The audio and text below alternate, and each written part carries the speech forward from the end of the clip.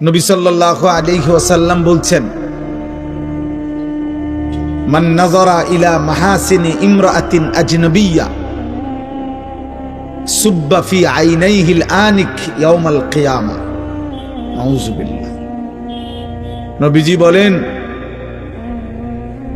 যে কেহ যদি কোন ভিন নারী যাকে দেখার অনুমতি নাই এমন কোন নারীর প্রতি যদি দৃষ্টিপাত করে, আল্লাহর নবী সাল্লাল্লাহু আলাইহি সাল্লাম বলেন, ওই তার জন্য অনুমতি নাই এমন নারীকে দেখলো তো কিয়ামতের দিন ওই দুই চোখে, আল্লাহর কসম নবী বলছে, জ্বলন্ত সীসা গলিয়ে দেওয়া হবে। জ্বলন্ত সীসা গলিয়ে দেওয়া হবে। অতএব এটা ভয়ঙ্কর শাস্তি, ভয়ঙ্কর শাস্তি। আল্লাহ তাআলা কোরআনুল কারীমের মধ্যে বলছেন, যে তার মনের ইচ্ছা মতো চলে আল্লাহ তাকে কতগুলো শাস্তি দেয়।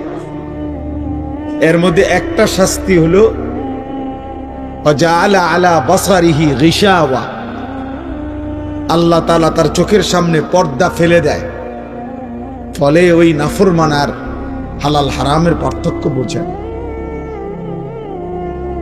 হালাল হারামের পার্থক্য বোঝে না। এটা পাপের শাস্তি, এটা মনের ইচ্ছা মতো চলার শাস্তি।